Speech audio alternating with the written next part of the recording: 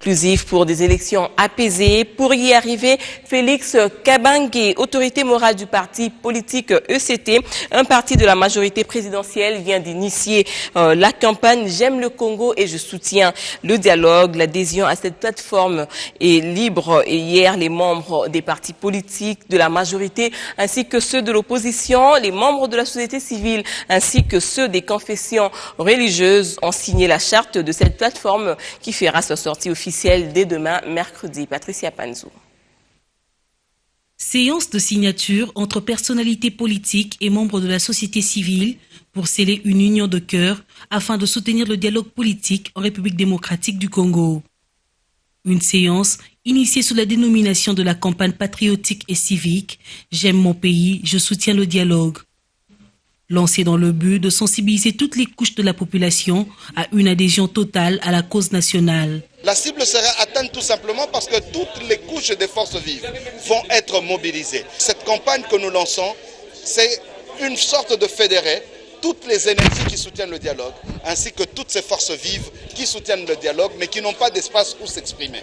Nous n'avons pas peur parce que nous avons confiance au peuple congolais. Le peuple congolais, après les 2 élections qui ont eu lieu, c'est un peuple mature. Le peuple congolais veut la paix. Et la paix passe notamment par l'organisation d'un dialogue inclusif où toutes les questions relatives aux élections ainsi que toutes les autres questions politiques pourront être discutées entre tous les acteurs. Pour les membres du comité stratégique, cette campagne est un outil nécessaire et un vrai canal de sensibilisation pour le dialogue entre citoyens d'un même pays. Je pense qu'il est aujourd'hui important que nous puissions cette fois-ci prévenir parce que la plupart du temps nous sommes venus à la rescousse. Mais cette fois-ci nous voulons prévenir. Nous ne voulons pas de violence après les élections. Nous voulons des élections apaisées, des élections transparentes, mais alors des élections consensuelles. Ça c'est très important. C'est pourquoi nous appelons encore les personnes qui peuvent être en train d'hésiter de rejoindre la voie de la raison qui est la voie du dialogue, de venir autour de nous. Nous ne sommes pas que majorité, nous sommes à travers cette campagne société civile, nous sommes opposition, mais qui avons déjà compris la nécessité de nous parler comme Congolais. Tout le monde est profondément attaché au dialogue, mais je comprends les craintes de certains compatriotes qui méritent d'être écoutés. Nous devons nous employer à apaiser leurs craintes. Le dialogue interviendra effectivement en 2016.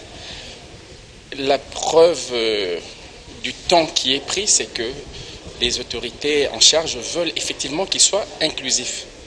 On ne veut bousculer personne, on veut prendre le temps de, si pas de convaincre, mais d'approcher tout le monde. Des journées d'adhésion publique seront également organisées sur toute l'étendue de la RDC. La campagne « J'aime mon pays, je soutiens le dialogue » durera 3 mois de plus après le dialogue. La jeunesse du Nord Kivu se dit favorable quant à la tenue du dialogue national. Affirmation faite lundi par le président de cette structure, Guy Kibira Ndole. C'était lors d'un point de presse tenu hier. Il a invité l'ensemble de la population à soutenir la tenue de ces assises qui, pour lui, constitue une voie de sortie de la crise. Le dialogue politique et national qui s'annonce déjà par le chef de l'État depuis peu et à l'occasion du Congrès. Nous pensons que pour des populations qui ont vécu des situations troubles et des situations de guerre pendant plus de 20 ans, nous ne pouvons que embrasser ou adhérer à une telle démarche dans la mesure où nous savons que tout différend ou tout conflit dans cette partie Est a toujours occasionné des morts et plusieurs pertes matérielles, mais aussi causant le sous-développement par la destruction des infrastructures socio-économiques de base. Nous sommes en train de constater depuis un temps, par la paix retrouvée, bien que fragile à cause de ce qui se passe encore à Beni, la province s'est développée de plus en plus par le programme du gouvernement provincial. Et nous osons croire que une démarche tendant à entretenir les conflits politiques tels que nous les constatons détruirait de nouveau notre province. Voilà pourquoi, me référant à l'expression des jeunes le 17 juin de cette année en cours, lors des consultations que le chef de l'État avait ordonnées au gouverneur de faire dans leurs provinces respectives, nous réitérons notre volonté de soutenir la démarche de résolution pacifique de nos différends. Voilà telle est notre pensée par rapport à ce dialogue que nous appuyons en tant que jeunesse de la province de Nord Kivu. Il semblerait que la crise de légitimité n'en est pas à sa fin au sein du parti politique MSR. Au cours d'une matinée politique organisée dimanche à Beni, dans le Nord Kivu, le président fédéral a qualifié, je cite, d'inadmissible, fin de citation, les propos tenus par les 4 députés en tournée dans la province, des propos qui, je vous le rappelle, remettent en cause l'autorité du parti. Et s'agissant de la situation sécuritaire, ce dernier a lancé un appel de collaboration entre la population et les services de sécurité à travailler en synergie. Réunis dans la salle bicentenaire de Beni, le MCR, Fédération provinciale du Nord Kivu, a examiné sa politique face au destin de la nation congolaise. Après la présentation de l'historique du parti par Kakule Sassita, l'exécutif fédéral du MCR, les travaux en Carrefour ont émis des grandes décisions, comme lu par Kakule Lan. Les membres déclarent ce qui suit. 1. Réaffirment leur attachement au texte fondateur de leur parti MSR qui reste indivisible et uni. Félicite la suspension de M. Bahamouti Moukesaïra Jacques Chrysostome à son poste de 3e vice-président national du parti. Cependant, le MCR reste un parti de l'opposition en dépit des spéculations. Le MSR qui est enregistré au ministère de l'Intérieur comme la loi l'exige. Le MSR qui a les organes qui sont reconnus par la loi et par les statuts. C'est un parti de l'opposition politique à la République démocratique du Congo. Et c'est là, conformément aux résolutions et aux décisions du Congrès qui s'est tenu à Kinshasa du 5 au 7 novembre 2015. Au niveau local, c'est un message de compassion par rapport à tout ce qui se passe dans le territoire de Beni, par rapport à tous ces carnages, tueries de toutes sortes. Nous ne devons que dire un mot de condoléances à la population de Beni. Long de 7 km, la route reliant la localité de Mouya à la ville de Goma sera opérationnelle d'ici 3 mois. Les ingénieurs en charge des travaux sur place affirment que tout va pour le mieux avec la réhabilitation de cet axe. Les marchands de cette contrée pourront acheminer leurs produits sans trop de difficultés de Goma. La correspondance de Patrick Sialoura. Route Mouya-Goma, long de 7 km, inexistante il y a peu, mais aujourd'hui, elle prend forme. Des ouvriers sont régulièrement à l'œuvre pour tracer cette route. Question de relier cette partie du territoire de Nyiragongo à la ville de Goma, avec le financement du gouvernement Julien Paluku. Nous sommes en train de tracer une route de 7 km. Une route de 7 km. Donc nous avons 2 étapes que nous allons faire. Nous allons juste placer les macadam. Deuxièmement, nous allons niveler la route. Nous sommes en train de placer les pierres. Et c'est comme vous voyez, c'était une route qui se trouve sur une roche. Pour les populations bénéficiaires, cette réhabilitation est une réponse aux multiples demandes de la population cultivatrice de la contrée pour écouler leurs produits en ville de Goma. D'abord, nous sommes très contents et très heureux à cause de cette route. Comme cette route qui est ici de Bibunga jusqu'à Kiziba sont en train d'être réhabilitées par notre gouvernement. Mais jusqu'au moment, la route est bien.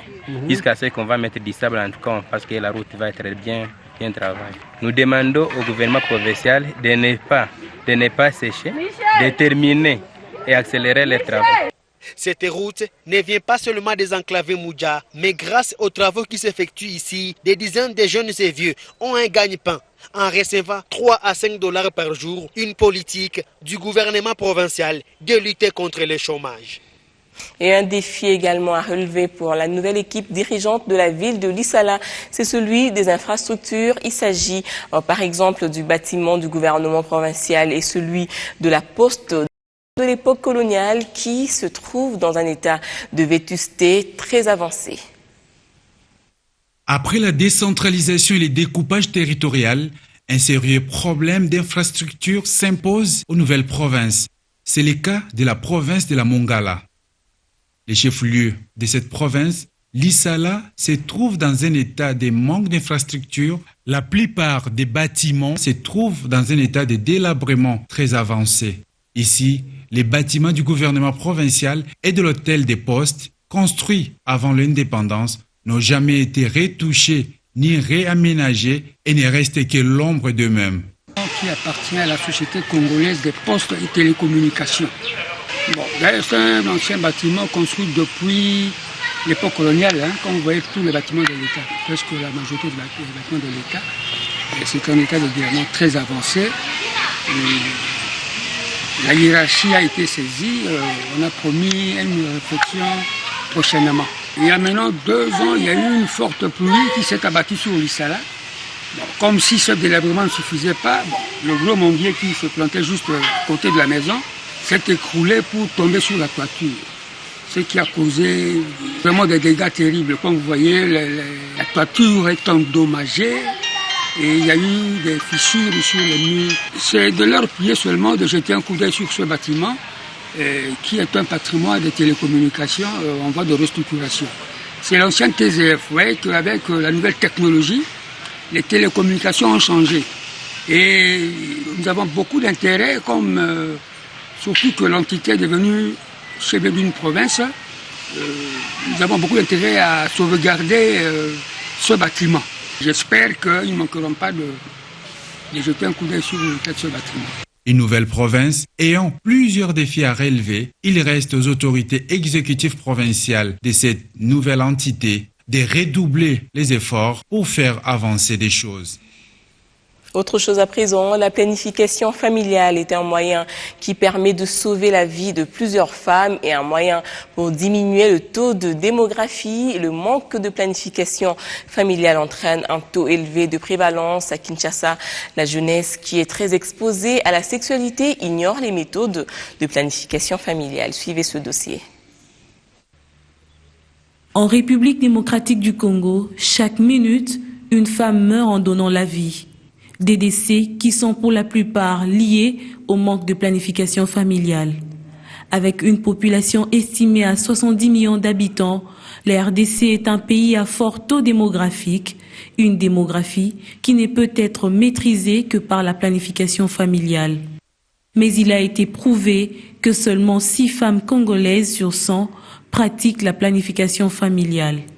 Pour preuve, cette jeune femme enceinte et mère de 8 enfants avoue ne pas avoir le temps pour cette pratique. J'accouche sans problème et je n'utilise pas les méthodes de planification familiale parce que je n'ai pas le temps d'aller écouter les conseils. D'autres par contre reconnaissent les avantages liés à cette méthode. Je suis mère de 5 enfants. Le premier a 12 ans. Là où j'habitais, je bénéficiais des conseils de la part des mamans de l'ABF. Avant d'avoir mon dernier bébé, j'ai utilisé une méthode de planification familiale. Ça m'a aidé à bien suivre mon cycle. Elle nous enseigne comment prendre soin de l'enfant, bien planifier pour notre bien-être, ainsi que celui de l'enfant pour ne pas souffrir. Un autre problème majeur est que le taux des prévalences contraceptives est faible, ceci parce que le pays ne dispose pas d'assez de structures qui offrent des services de planification familiale, ainsi que le manque d'informations et des moyens alloués à ces secteurs. Et pourtant, ces derniers temps, la jeunesse est très exposée sexuellement. Ma première grossesse était un accident. Après, j'ai rencontré un autre homme et je suis encore tombée enceinte. Je ne m'attendais pas à ça. 2 fois j'utilise le préservatif et 2 fois non. Mais je n'ai jamais compris comment cela est arrivé. Je calcule bien mes dates de règles. C'était seulement une erreur. Investir maintenant dans la planification familiale va d'ici 2015 sauver la vie de plus de 18 000 femmes, 868 000 enfants seront épargnés et plus de 3,7 millions de dollars seront épargnés chaque année.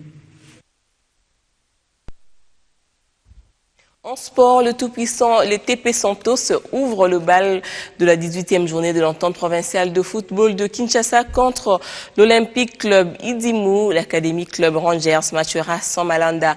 Dans une autre rencontre, Jacques Héritage affronte l'AC Bandal dans le duel de mal classé. Le Racing Club Sodigraphe clôture la soirée contre Olympique Club de Kinshasa. Les léopards locaux se sont joints hier sous la direction de Jean-Florent Ibengue pour les premières séances d'entraînement. Ensemble, les locaux des provinces et de Kinshasa attendent la dernière liste prévue pour le 2 janvier prochain avant d'embarquer pour le Rwanda. C'est sous la bande garde de Jean-Florent Ibengue, sélectionneur de léopards Chan, que les léopards locaux de Kinshasa ont fait jonction avec ceux de province ce matin au stade de Martyrs de la Pentecôte.